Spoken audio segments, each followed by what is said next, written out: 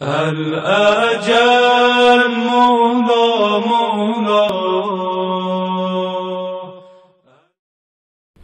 اعوذ باللہ من الشیطان الرجیم. بسم اللہ الرحمن الرحیم. امام عصر جب تشریف لائیں ہمیں وہ 313 میں پائیں، ہم اپنے آپ کو ایسا بنائیں ہمیں وہ 313 میں پائیں.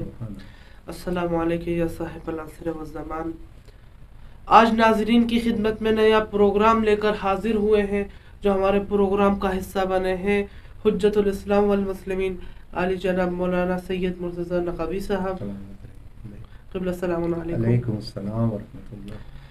قبلہ، ہم آپ کے بے انتہا ممنون و مشکور ہیں کہ آپ نے اپنے قیمتی وقت سے یہ وقت نکالا اور مومنین کے جوابات کے لیے حاضر ہوئے.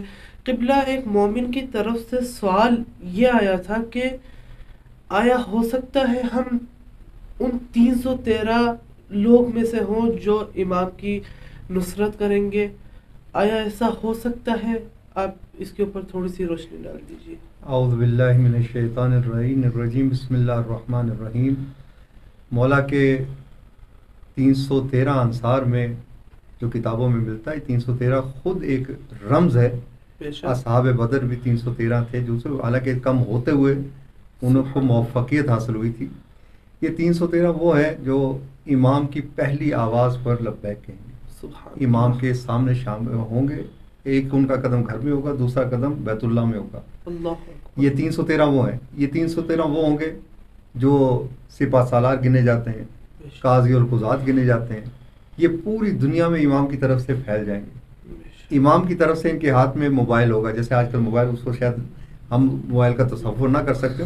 ہاتھ میں ہوگا، صرف ہتھیلی پہ دیکھیں گے امام کا فرمان ان کی ہتھیلی پہ آ جائے گا. جہاں بھی بیٹھے ہوں گے امام سے رابطہ ان کا رہے گا، سلسلہ رہے گا. لیکن امام کے انصار 313 نہیں ہیں. بعض ملتے کوفے تک جب مولا کا لشکر پہنچے گا 1-2 لاکھ تک پہنچ جائے گا. لیکن اپنے ایمان کی مضبوطی پہ جس کا ایمان جتنا قوی ہوگا اتنی جلدی پہنچے گا. لیکن 313 وہ ہوں گے جو چشم زدن میں پہنچیں گے امام کے پاس. اب 300، آپ کا سوال بہت پیارا سوال ہے کہ 313 میں آیا شامل ہو سکتے ہیں. میں اکثر یہ کہا کرتا ہوں 313 آسمان سے نازل نہیں ہوں گے، زمین سے نازل نہیں ہوں گے.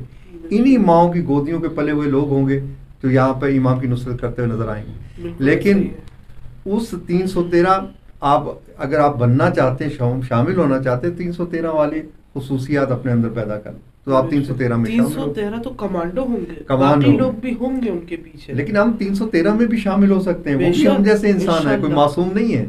لیکن ان 313 میں کچھ بنی اسرائیل کے لوگ ہیں جو ہمیشہ ذکر الہی کرتے رہتے تھے. جناب سلمان ہیں، جناب ابو ذر کا نام نہیں، جناب مقداد کا نام آتا ہے اس میں.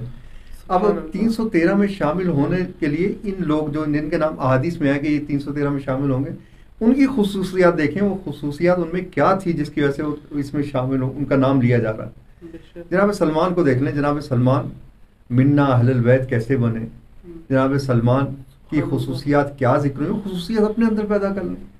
جب امام جعفر صادق علیہ السلام اللہم صلی علی محمد وآل محمد کہ جب ذکر کرتے تھے جناب سلمان کا، جب کوئی مثال دینی ہوتی تھی جناب سلمان کی، کہا مولا یہ جناب سلمان فارسی میں کون سی خصوصیت لگی ہے جو آپ ہمیشہ ذکر ہی جناب سلمان کا کرتے ہیں؟ مولا کے چہرے پہ شکنیں نمودار ہوئی. کہا اسے فارسی نہ کہو، وہ سلمان علی کو، سلمان محمدی کو، منا اہل البیت ہے وہ.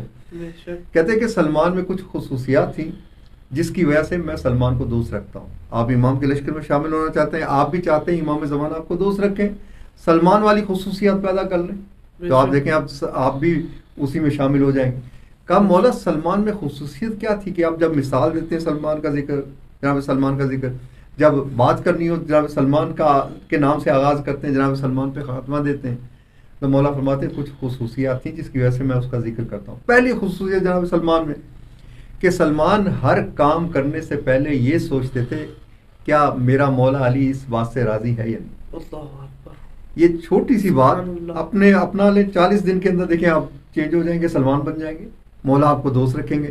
ہر کام سے پہلے یہ سوچیں میرے مولا راضی ہیں یا نہیں. جھوٹ بولنے سے پہلے یہ سوچیں کیا امام زمانہ راضی ہیں تو بول لیں، اگر نہیں ہے تو چھوڑ دیں. اگر نماز اول وقت چھوڑنا چاہتے ہیں پوچھیں میرا مولا راضی ہیں یا نہیں. اگر راضی ہیں تو چھوڑ دیں، بعد میں پڑھ لیں غروب کے وقت، اگر راضی نہیں ہے تو اول وقت پڑھیں. کسی کی غیبت کرنے لگے تو یہ سوچیں. عورت اگر بے حجاب ہے یہ سوچے میرا مولا بے حجابی سے راضی ہے یا نہیں، کیونکہ امام کے 313 لشکر میں خواتین بھی شامل ہیں، اس میں صرف مرد نہیں ہے، یعنی اس میں خواتین بھی شامل ہیں. مولا سے پوچھا کہ یہ کیوں خواتین شامل ہوں گی؟ کیا پیغمبر کے لشکر میں بھی خواتین ہوتی تھی جو بیچارے زخمی ہو جاتے، ان کی مرہم پٹی کرتی تھی، ان کا سلسلہ کرتی تھی. امام کے لشکر میں بھی خواتین شامل ہیں. اب تعداد میں اختلاف ہے کہ کتنی خواتین ہوں گی. یہ مولا کے لشکر، اس لیے صرف مردوں کی تیاری کی ضرورت نہیں، خواتین کو بھی تیاری کی ضرورت ہے، وہ بھی 313 میں شامل ہو سکتے ہیں. تو بس امام کے لشکر میں شامل ہونے کے لیے 300. پہلی خصوصیت جناب سلمان میں یہ تھی کہ دیکھتے تھے میرے مولا کی رضا کیا ہے. اب ہر کام میں 40 دن تک کوشش کریں، ہر کام قدم اٹھائیں، دیکھیں میرے مولا راضی ہیں یا نہیں. اس کو میں اگر گالی دوں مولا راضی ہیں یا نہیں. اپنے امام وقت کی رضایت سامنے رکھتے. اس میں کوئی حدیث کی ضرورت کسی نہیں، صرف عقل کے ذریعے آپ کام کر سکتے ہیں. دوسرا جناب سلمان میں خصوصیت یہ تھی، جناب سلمان ہمیشہ علماء پسند تھے. عالم کی جہاں علم کی بات ہوتی تھی وہاں جا کے بیٹھ جاتے تھے. علم دوست رکھتے تھے. آپ بھی علم دوست سے عالم دوست بن جائیں، دیکھیں امام کے لشکر میں شامل ہو جائیں.